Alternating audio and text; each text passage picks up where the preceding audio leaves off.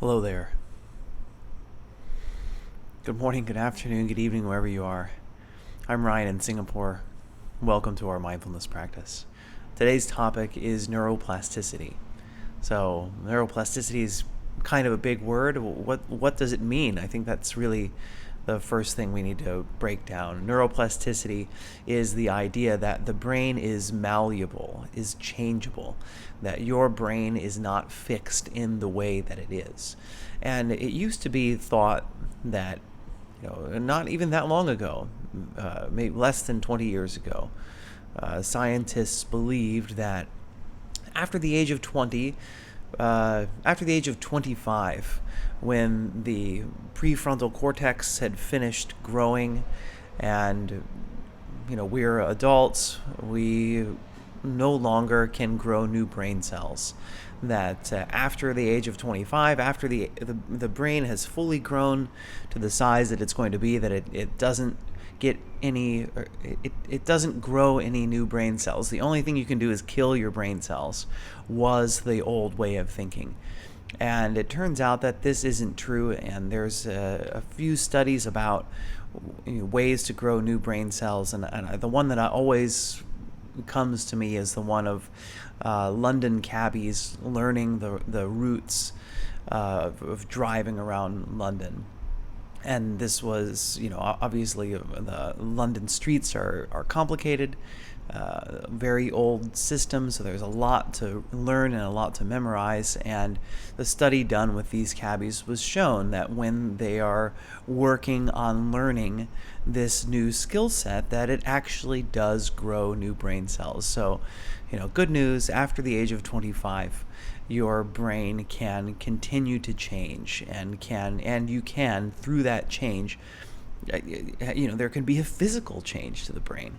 I think a lot of us think that the changes that we make are purely, when you make some change, that it's a mental change or a change in mental pathways, but there actually is a physical structural change that can take place in the brain well after the age of 25. And so this really is what neuroplasticity is that through what you do, what you think, and what you pay attention to. So the things that you do, the things that you think, the things that you pay attention to, these things all affect the physical structure of the brain. And so, this kind of is not only a good thing, but also a warning to be mindful of what it is that you're doing, and what it is that you're spending time doing, and what you're thinking about, because all of this changes the inclination of the mind through physical structural changes in the brain. So what we think, what we do, what we pay attention to, all change the structure of the brain.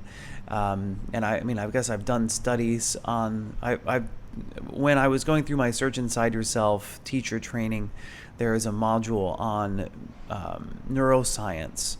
So to understand how it works at a deeper level, if you're interested, is to do some study. You can actually use Khan Academy to understand how neurons work and how signals passing through a neuron can change the structure of a neuron based on how often, how regularly this signal comes through. So this is really the foundation here about neuroplasticity, that the brain is changeable, and it's based upon what we think, what we do, and what we pay attention to.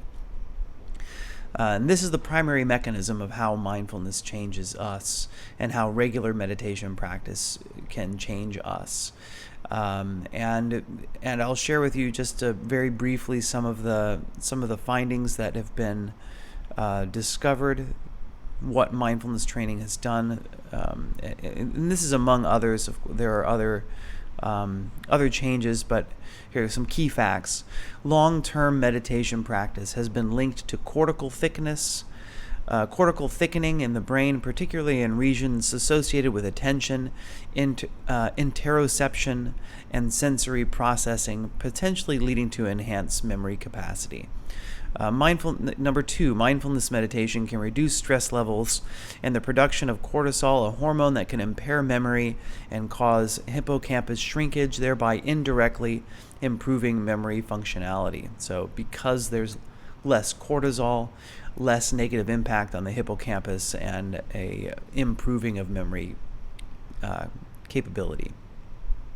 Number three, mindfulness-based stress reduction, MBSR training, has been shown to maintain and even improve working memory capacity even during periods of high stress. So these are just some of the findings about what changes as we meditate regularly, and what is it about mindfulness meditation that we do.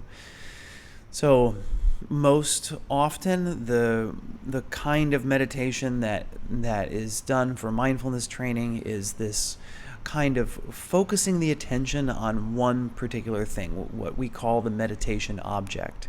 And so, what can the meditation object be? It could be anything that's happening in the present moment. So the one that I tend to use most as I lead meditations, if you come regularly, you will know that it is focusing on the feeling of breathing. That breathing is something that's happening all the time, that we bring with us everywhere. It's something that you don't have to, it's something that's dynamic as well. And because it's dynamic, it can be a little bit easier to pay attention to than something that isn't moving in the body. Say if I try to hold my attention to this spot in the middle of my eyebrows, just as an example, or maybe even more challenging, hold the attention in my left big toe's toenail, right? Like this, if you focus really hard, maybe you can tune into what your left big toe's toenail feels like, but especially that there's no sensation changing can make it really challenging. And so one of the most common things that I use is focusing on the breath. And as we focus on the breath, as we train our attention by focusing on the breath, our ability to pay attention can increase. And this is something that happens through this mechanism of neuroplasticity. So as we focus, it's like a way to train the mind, right? Like the more that I do this motion with some, a weight, perhaps, maybe not even having a weight, like this closing of this gap causes this muscle to get stronger through use. So similarly, as we use the brain, and this sounded like maybe science fiction previously, but because of these discoveries of neuroplasticity, we realize it is in fact a fact that using the brain does change the physical structure of the brain, just like using muscles changes the physical structure of those muscles. So the more we work on paying attention in the present moment, the better our attention becomes. And this really is the foundation, or the key skill that is gained and trained in mindfulness, is this ability to pay attention, which is why we work so hard in our mindfulness practice in paying attention, so that when something happens that makes a strong emotion come up, that we start to have a better ability to notice that has happened.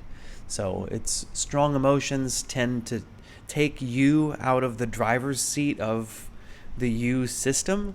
This is maybe the most puzzling part of what I've discovered through meditation, is like the different components that make up me. There's me, and there's the monitoring me, right? This one that I hardly knew anything about, that strengthened a lot as I started meditating every day. So I became much more aware of what's going on. And part of it was that habit of being aware of the breath.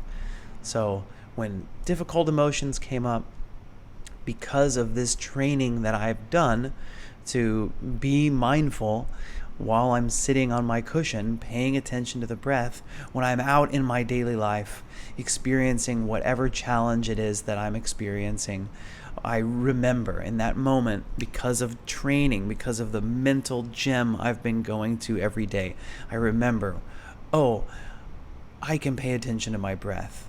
And that moment of shifting attention from the challenging emotion to my breath transforms that experience and begins to take me out of my autopilot state. And again, this is another thing that takes training. So as you've gotten used to paying attention to the breath, through time, you can start to, in your daily life, interrupt that automatic response and begin to notice what it is that tends to happen with you. What's your default reaction in most cases? And this is the very base step of change. And mindfulness can be very powerful in that. All right. Siffy, welcome back. So great to see you again. Let's I'll address. Let's talk. We'll talk later. We'll talk in the chat in a bit. First, let's get into our practice. So get comfortable.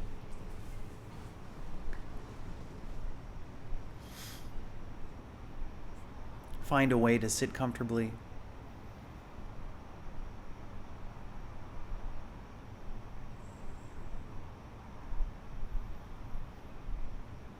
Hips above the knees, if possible, so that you can sit with your own strength, sitting up straight and tall.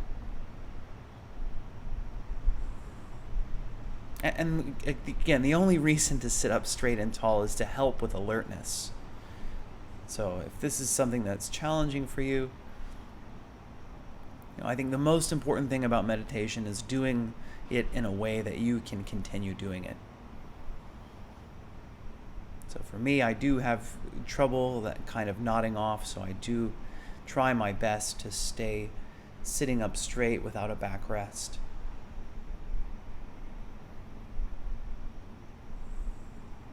So today, I feel a little bit of tension in my neck and my shoulders, so I'm just going to roll my head a few times. Roll my shoulders a few times, kind of aid in assisting here in relaxation. So that is the goal, let's say, of the posture, is to combine relaxation and alertness. So can I be fully awake, fully alive, yet fully relaxed?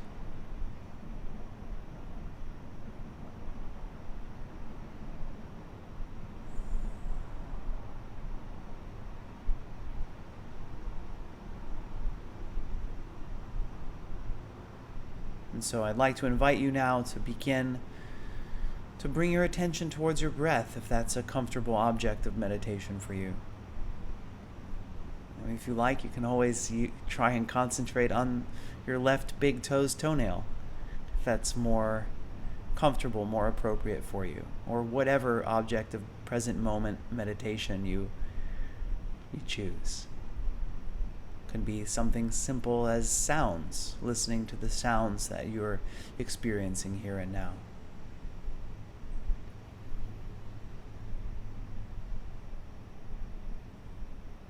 So if you've chosen the breath, I would encourage you to find a place where you can pay attention to the breath, where the breath seems most vivid, most alive, most accessible to you in this moment. So for me, I tend to use the breath at the abdomen, feeling my abdomen expanding and contracting with each breath.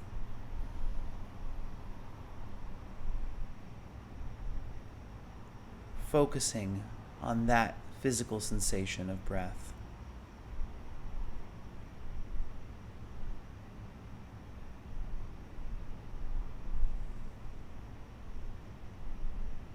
Fully aware of the feeling of inhaling,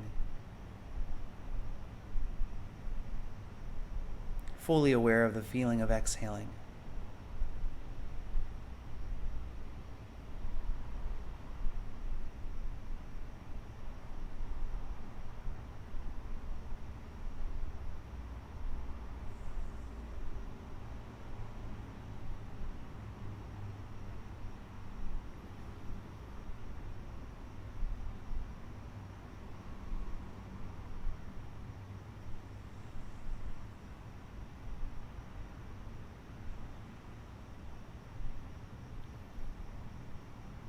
can you bring your attention curiously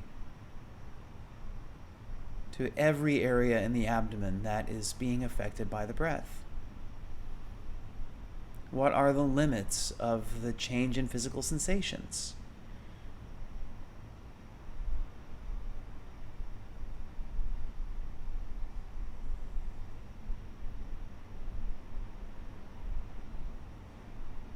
As you bring your attention downwards towards the pelvis,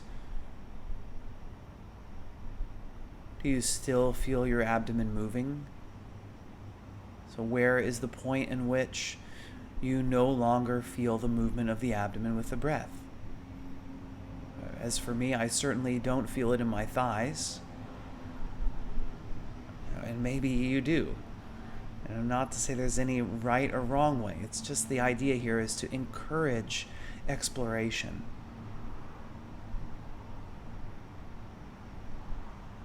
How about to the left side of the abdomen?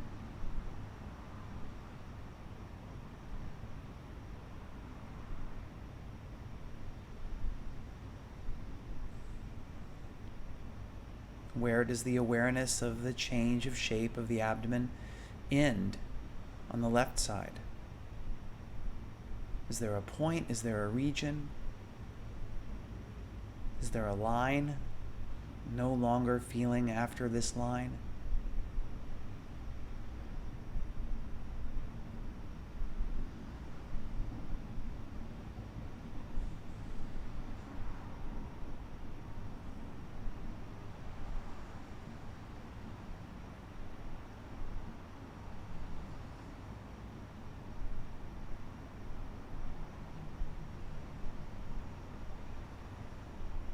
How about the right side of the abdomen?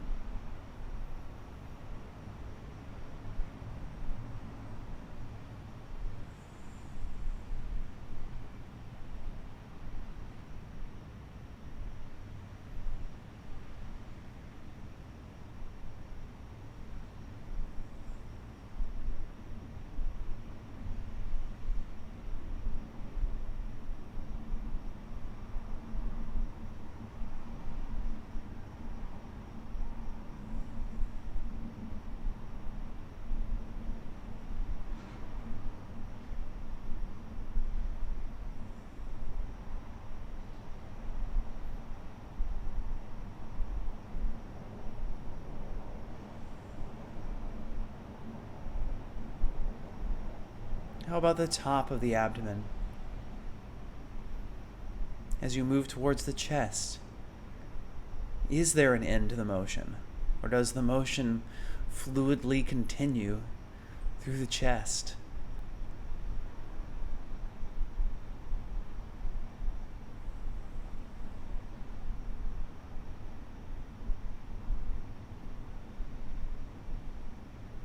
So if you like, you can explore sensations in the torso as a whole.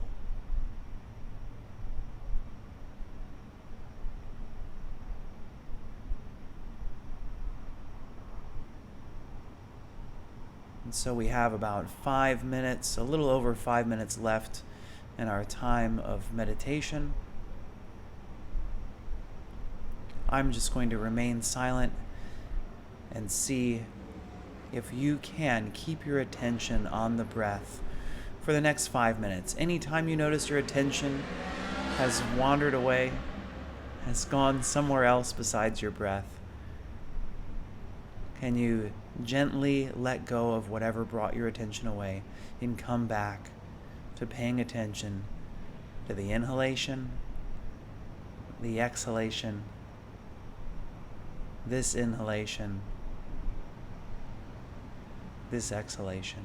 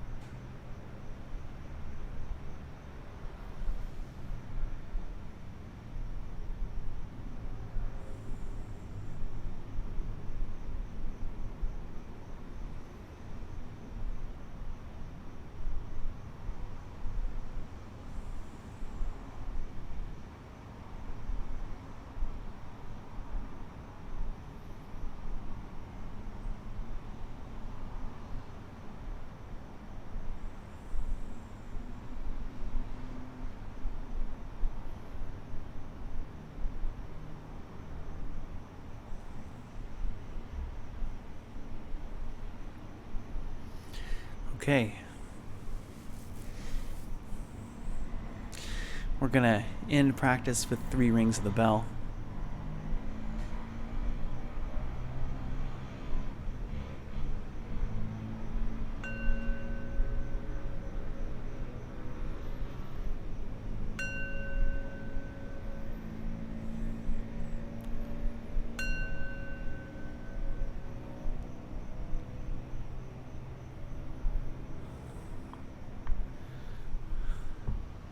So feel free to shift out of your time of practice.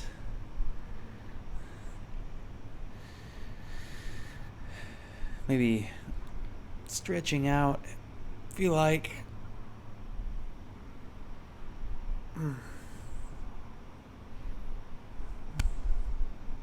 Thanks for practicing with me. Thanks for being here for each other today as well. And great to have you. Any questions or comments about anything at all? Like, what's going on for you? What's going on in your life? And anything about neuroplasticity? Happy to chat more about that. And in the meantime, I'm going to go ahead and have a look at the chat. So great to have you back, Siffy. It's been a long time. I've missed you. I hope you're doing okay. Are you? I guess I should want to ask: is it? Are you still on chemo now, or is that have you made it to a point where you don't need chemo anymore?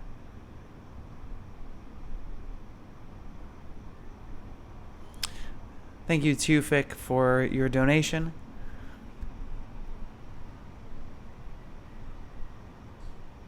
Nicole says, I'm trying to shift my mindset to be excited for a new job starting on Monday. You know what?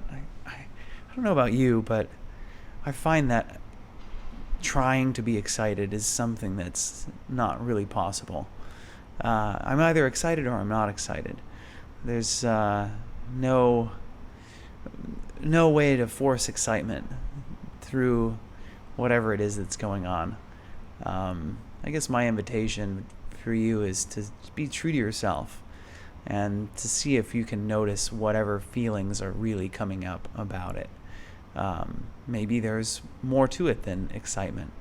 Of course, coming into any new experience with a positive attitude, kind of intentionally trying to remind ourselves that it's normal to see the glass as half empty.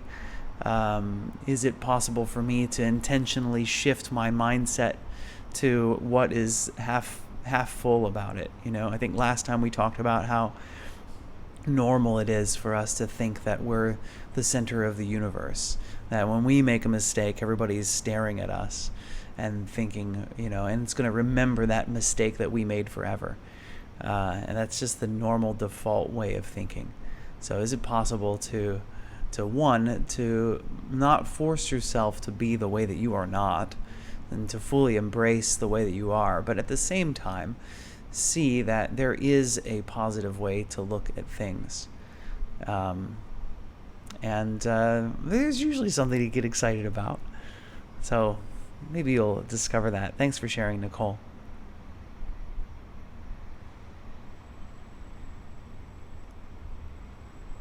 Still in chemo now, but the second year, healing slowly but surely. So happy to hear that, Siffy, and it is great to see you. Jean, my birthday's Friday. I'll be 65. I've finally come to a place of acceptance to that. Thanks, Jean, for sharing.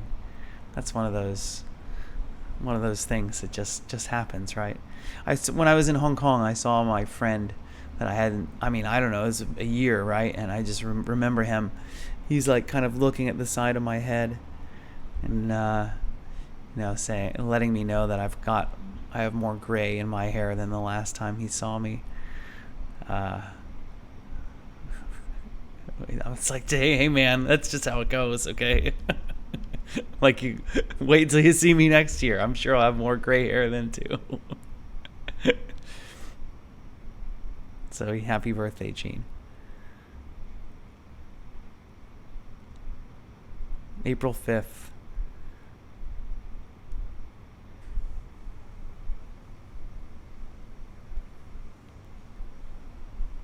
Yeah, I wasn't accepting for a while. I understand. That's I don't know. I guess I can talk about that for a while. Um, so many thoughts. How's the little one doing? I've got 3 now, right? They're all 3 of them are doing great. Took the little one to school to like just some Mandarin class for the first time yesterday, and it's just funny to see as we get towards the classroom, right? There's the classroom door, and so I'm kind of holding his hand to help to bring him into the classroom, and I can feel the pull away in the opposite direction. Especially everybody's speaking Mandarin, right? He's very he hears English and Cantonese a lot, but like this Mandarin is like I could just see that look on his face, like what is everybody talking about? I don't understand anything, and I'm scared. So, I mean, maybe we can relate. I mean, especially when you walk into a place where there's everyone speaking a language you don't understand, that can feel pretty scary. So, the boys are doing great. Thanks for asking. Oh, Micah shares, Nicole, if it helps, the bodily sensations that come with being nervous are the same as when we're excited. The difference being our mindset at a point of time. A technique that I use when nervous is to put a big smile on, which triggers certain positive chemicals in our brain and helps switch to positive feelings of excitement. Good luck with your new job chapter. And I just want to have a comment about this. Is the bodily sensations that come with being nervous are the same as when we are excited. And I guess my question to you, Micah, is, are you Nicole? How sure are you that those things are 100% universal?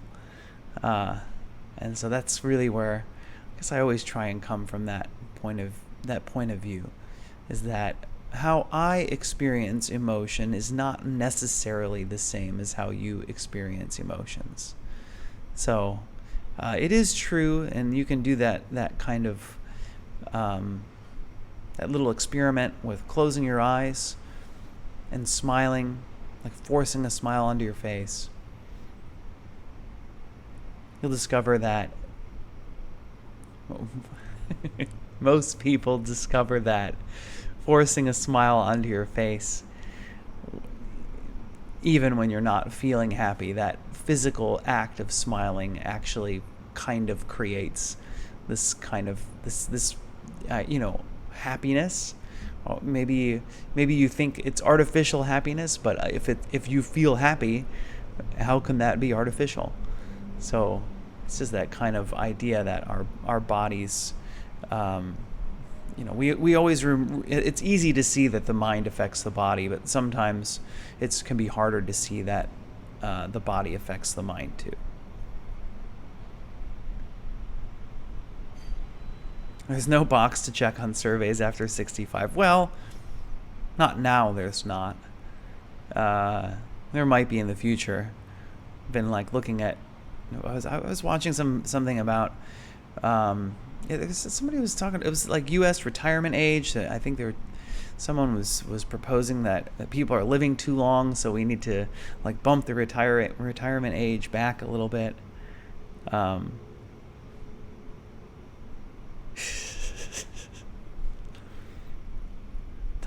Time for the girl.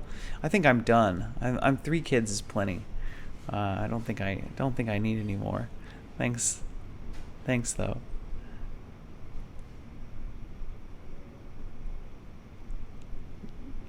Yeah, laughing meditation, laughing yoga. I was exposed to that. I had one of my mindfulness teachers had been doing laughing yoga and had us do it. It's interesting, I mean, it's interesting. It was certainly fun. All right. What you think, what you do, what you pay attention to has an effect on the physical structure of your brain. So be careful what you think about, what you invest your time in. And there's always a quote here that kind of goes with neuroplasticity so well. Is the quote from the Buddha. It is, um, it's shoot, I'm going to paraphrase. I used to know it exactly. What we ponder upon affects the inclination of the mind. Gosh, I wish I knew it. If you know it, if you know that quote, please write it in the chat. The things that we ponder upon become the inclination of the mind. Something to that effect is the paraphrase. How can I learn more about neuroplasticity? Well, what do you want to learn? It's the question. If you'd like to learn about the real, the nitty-gritty of it, Khan Academy is a great place to learn about how this kind of neuroscience. What we've talked about how the brain changes is, it's basically dumbing down a lot of really complicated concepts in neuroscience. That this system of the brain that we talk about, and you'll discover if you start to study neuroscience at all, that the default mode network, for example, is not one region of the brain. It's a bunch of different stuff that lights up at once, and you'll see that pretty much every system that is talked about in the brain tends to not be in one particular area. That it's this combination of a bunch of areas that light up at once that researchers discover through using fMRI machines. So it's like, think about this, look at these pictures, try to meditate, like all of this kind of stuff. And what researchers find is there's almost never a singular area of the brain, that there are several areas inside the brain that are all working together.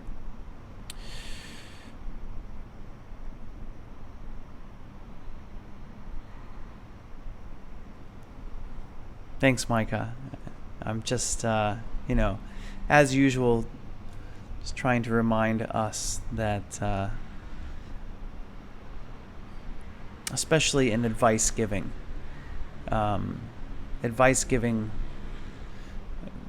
well, anyway, I think you know what I'm trying to say. Have a great day, everybody. Wish you all the best. Let's send our well wishes out to each other.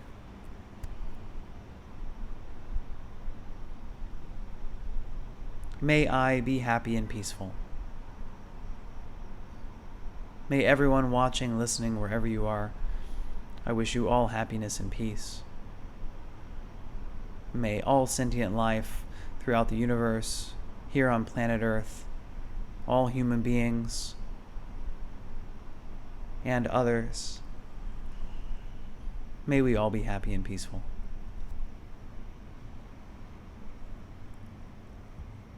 Thanks, everybody. Until next time, when we talk about some practical things. So next time is talking about some practical things that can help you to ensure that you practice every day. Until then, bye-bye.